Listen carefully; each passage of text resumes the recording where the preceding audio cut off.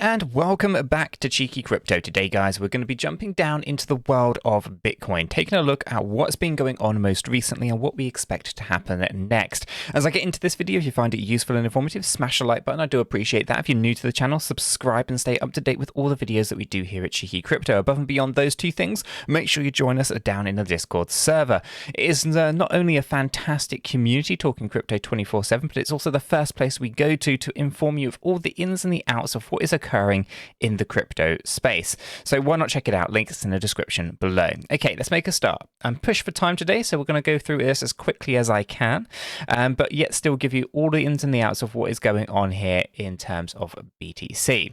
So here we have the Bitcoin paired up with USDT on the hourly chart. Binance is the data source as usual. As you can see, we were targeting this $14,938 low point, and we have actually deviated up from here actually quite a bit. So I'm going to say that we've probably, looking at it, have actually completed the sea a little bit shallower than we were expecting, and I'm going to leave it there for now. Okay, there are some interesting developments that are going on. This may change a little bit over time, but for now this looks like a pretty easy place to be thinking about maybe saying that this part here is done. Now it could be that the C wave goes down much deeper and this is just a B wave movement, and again we're going to focus in on those high points. So what I'm going to do is I'm going to grab a horizontal line here and I'm just going to drop it there. So 17,190. Now if we stay below this level, I would be inclined to say that this is probably going to be a really complex kind of three-wave structure with lots of corrective structures in the middle of it. Okay, so to keep it simple, we'll think of it like that. And if we do cross this level, then actually we're resetting here, we're going up, and then we'll pull back to the downside. So 17,190 gives us an idea as to kind of what is occurring here in terms of the structure of the market. Okay, so we're going to be keeping a very close eye on that. Now, in terms of the internal structure for this move, a lot of people were hoping that maybe there was some kind of micro counts that were going on here, and maybe there was something more to it. Now, if I go ahead and measure the distance here and pull it over to this one just on this side, you can see that we hit the 1.618, but it happened up here. Okay, and you know, this would be an interesting point. I know a lot of people might be thinking, okay, let's go ahead and count this as a 1, 2, 3, 4, and 5, like so. Possible, sure, but I don't think that's really what's going on. And let me show you why. Okay, so I'm just going to grab this fib and I'm just going to move this way over here to the side for a second.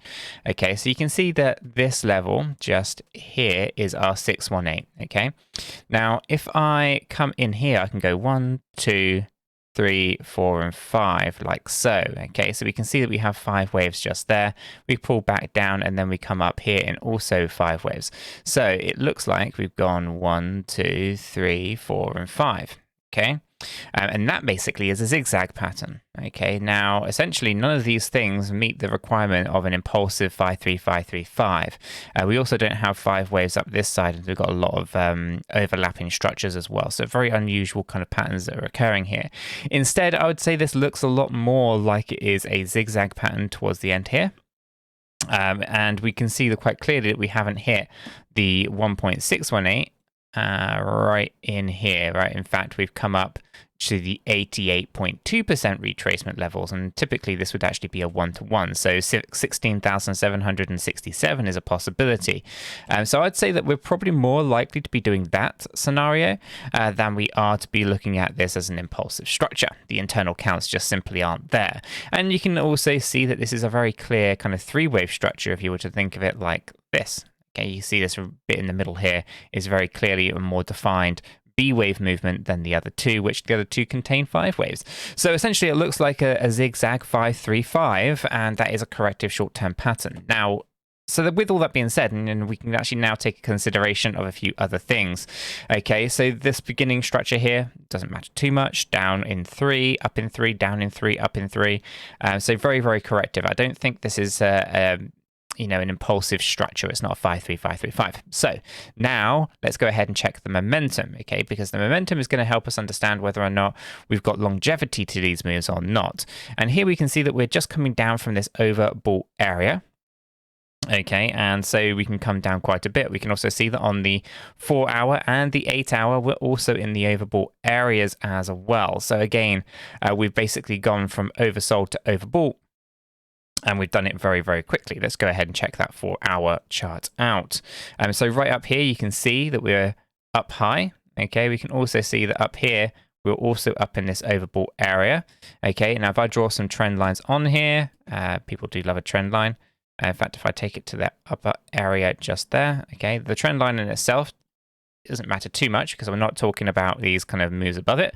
But what we're going to use this for is to say that we have gone up into the overbought area here, okay, up into the overbought while setting a lower high. Okay, so we should be thinking that this is a divergence in the price action, and we should be getting rejected and we should be coming down. Okay, and so it doesn't look overly promising from that kind of perspective. So essentially looking to move down. So overbought on the 4-hour now. On the 8-hour, we're only just there. So again, we could be up here for a tad more. We could just start to reverse back down. Sometimes the 8 hours are a little bit more laggy in comparison to the 4-hour, obviously. So just kind of keep this in mind that this is probably going to kind of curve up and then pull back down as well. And again, we have very similar situations. We can see that the price was up here and it was last overbought, and it's now down here and it's also overbought. Okay, we could look at these in higher levels and things like that if we wanted to, etc., etc. And we can also kind of get an idea that we've come down here as well into lower lows whilst also coming down into the oversold area. So essentially what it's looking like is we are losing momentum. Now this isn't going to last forever. I do expect some kind of bigger move to the upside. As we often say, if I come up into some of these higher areas in a moment, I'll show you what I mean. When we go into lower lows and lower highs, we break upwards. And when we go to higher highs and higher lows, we tend to break to the downside. So the fact that this is setting up with this move, I am expecting a swing to the upside to occur.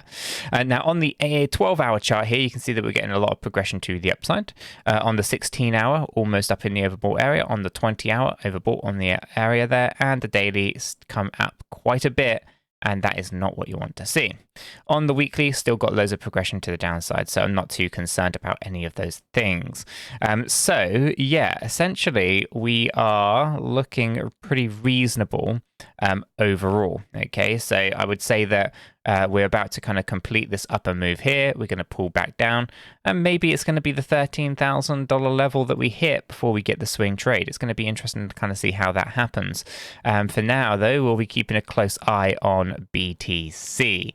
And, you know, for the most part, I think that we're going to see a lot more kind of blood in the streets as kind of things kind of pour back out again out of the market. Now, if I bring up our Power BI data, we can, of course, see that we have in the way of more inflows and outflows right now. So people are definitely offloading, which is the first time for a while here. So good to see that.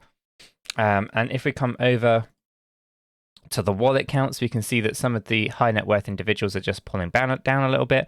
Otherwise, we are still accumulating, as in more people are coming off the exchanges, which is understandable. 948,000 one Bitcoiners now with their addresses. So essentially, they've come off the exchanges since FTX. If we come up into the whale counts, we can still see pretty much the same kind of things. De-risking, slight uptake here with the sharks down, still coming out of their positions here. When it comes to the Bitcoin whales, the Krakens are now up there at 123 wallets. So again, nothing unusual here. We are still waiting for the retailers to sell. We are waiting for the whales to buy, and we're waiting for the Kraken to dump it on the market to bring in those bear market lows. So nothing unusual has changed there. It's pretty much business as usual from that kind of data and that kind of side of things and the on-chain metrics. So for now, it does look like we just have to be a little bit patient. Let this move play out. It doesn't look like we're doing any form of trends. We should then start to pull back to the downside. And, I've got this target of $13,000. Doesn't mean it has to come in that low, but, there's going to be some interesting levels down here.